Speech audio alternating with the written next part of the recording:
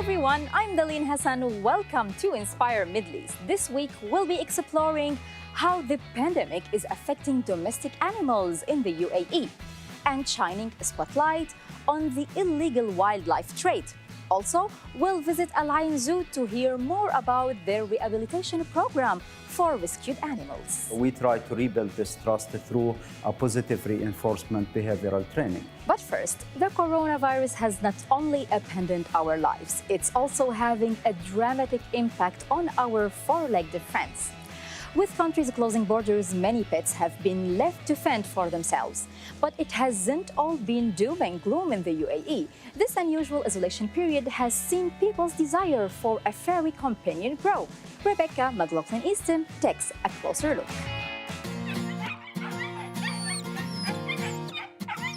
Many animal shelters in the UAE have seen an influx of creatures since the COVID-19 pandemic took hold. Dr. Manal Mansouri of the government-supported animal welfare organisation Yanni has 15 rescue pets of her own at home. She says that pet abandonment is a long-standing problem that has been heightened in recent months. We're getting at least 2 to 3 requests to surrender private pets per day. But at the same time, we're getting at least 5 to 7 requests per day to remove the community cats from around the place. They don't own the cats, but they do want to see the cats around them. Dr. Manal says some people fear the animals will spread coronavirus or rabies, and she's doing her best to teach them otherwise. That, as well as setting up designated feeding stations for stray animals to avoid random feedings by well-wishing members of the public, which often causes cats to gather in tower block basements and parks. The person who's feeding only looks to the animal. But for us, we look at the residents, we look at the business owners, we look at the government entities, we look at the environment, we look also to the animals. So if it is done in a wrong manner, those 5 parties will get affected in a negative way. If they're lucky, a place where abandoned or stray pets have found themselves over the years is the cat shelter within Abu Dhabi's Falcon Hospital. It's a clinic that cares with a strict no-kill policy, no matter how many stray and rejected animals are brought to their door. When the COVID-19 pandemic struck, the facility's executive director had expected the number of people looking for new pets to drastically fall. Actually, more people came to adopt cats and dogs. We had about an increase of around 7%, which is a very good number considering that most of the country was actually closed. Fostering and adopting pets in lockdown can ease loneliness and give purpose to many people during periods of isolation, says Muller. That's not to say she gives these cats to anyone asking for them. There's a strict vetting process in place, and while some are rehomed almost immediately, others take up to a year. If you adopt a pet, it should be for life. A pet is not just a commodity that you use and then you throw again. A lifelong dog lover is UAE resident Manuela, who despite already having 3 dogs at home, has her heart set on number 4. Adoption, she says, is the only way. When you're buying through a shop, you don't get a history. You don't have the history of their parents. You don't really know where they come from. And buying from a shop is you're basically, once you buy, you're supporting the puppy mill trade. When choosing a new family pet, Manuela looks for an instant connection, and she admits it's all in those puppy dog eyes. Every dog has a story. For me, I do like the underdogs. I like the ones that they look like they need love. They're broken. You know, they've been let down by humans. Her advice for animal owners in the UAE at this time is to save their money in advance for the potential repatriation of their pets one day.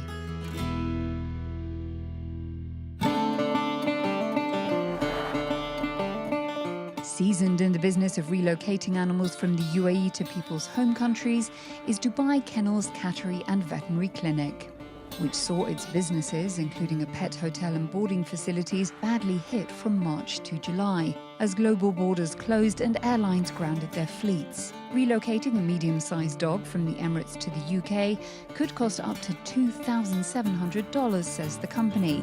People are looking for discounts. People are finding themselves suddenly without jobs, suddenly having to relocate, repatriate, sometimes move to another country. Todd also has encouraging words for pet owners fearing for their animals in transit. Dogs voyage particularly well, he says, and even cats who have never travelled before are remarkably resilient. The anxiety that most owners have about the terrible experience their pets are going to have traveling is generally not the case. The vast majority of pets arrive in very good condition and good mood.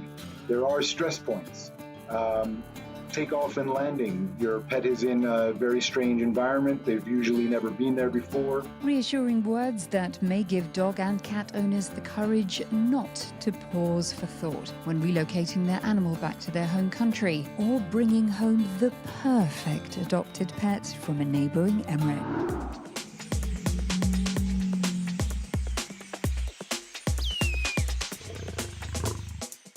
We now turn our attention from tame animals to wild ones. Each year, millions of exotic animals are sold and trafficked to homes across the world. The demand for unique creatures has skyrocketed. The global wildlife trade is now a multi-billion-dollar industry on the black market. Salim Saeed visits the Emirate of Al Ain to see how endangered animals are being rescued and rehabilitated.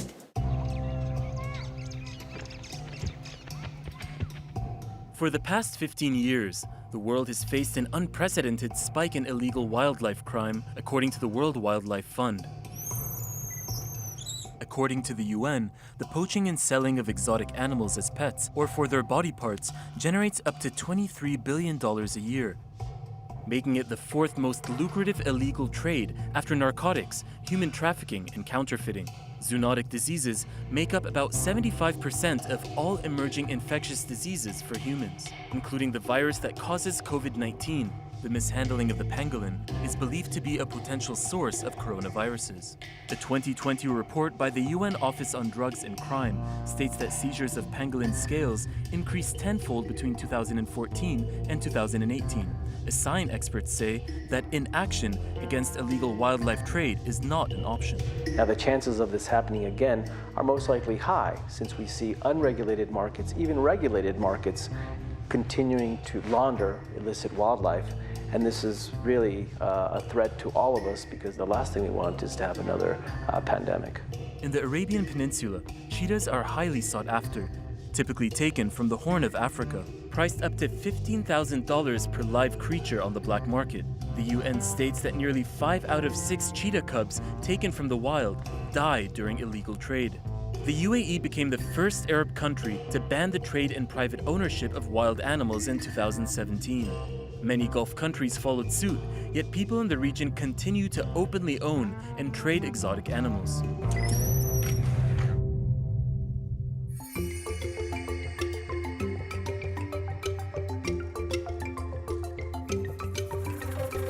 In the UAE, the Al Ain Zoo has taken in more than 200 rescued wild animals, including primates and carnivorous felines, many of which have been trafficked and arrive with severe physical and psychological trauma in need of rehabilitation, which can take months to accomplish. According to the UN, 53 cheetahs were rescued in the UAE between 2005 and 2019. I had the pleasure of meeting 2 of them, 1.5-year-old Ra'ad and Bassam, rescued last year by local authorities. They were found in poor health due to mishandling during transport. One of the first steps needed to help them recover, say their caretakers, was changing the cheetah's perception of humans. This bad experience obviously makes them think that all humans are bad. So we try to rebuild this trust through a positive reinforcement behavioral training. And this is mainly rewarding the animal for the positive behavior. So gradually this is trust built again. But without this trust between the animal care staff and this animal, you cannot really move forward.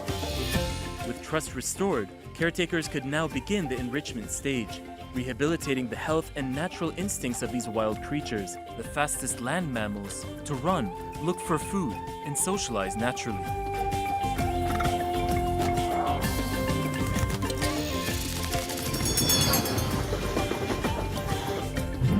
The Al Ain Zoo is also looking to strengthen wildlife populations through conservation and breeding. A Among its almost 4,000 animals of more than 200 species are those in need of conservation, such as the long-horned addax, the dama gazelle, and the Arabian sandcat. A small, shy-appearing desert feline, genetic breeding is part of the survival of the local species, says Al Ain Zoo's conservation unit head. The team began research on the cat's genetic makeup in 2013, and I was shown how negative traits threatening the feline survival can be identified and then bred out to strengthen population numbers. Their research is finding the Arabian sandcat's closest genetic relatives to breed with and increase their numbers while still maintaining their genetics. It informed us that the Arabian sandcat and the Asian sandcat have little differences when it comes to the genetic side. And for us, knowing that, we can think of them as one population. The Al Ain Zoo now has about 24 Arabian sandcats and hopes that this number will grow, along with the understanding of visitors about the importance of protecting animals meant to be wild and free. Well, that's all for this week. We hope you enjoyed it and you catch all of our episodes online at Euronews.com. Before I sign off from the Emirates Park Zoo, here are some animal-loving Instagrammers that drew our attention this week. Thanks for watching, and I'll see you soon. Animal lover Ronja from Germany feeds some hungry cats while walking the streets of Zamalek in Cairo. And Carolina from England had an exotic breakfast at the Emirates Zoo with Mary the giraffe.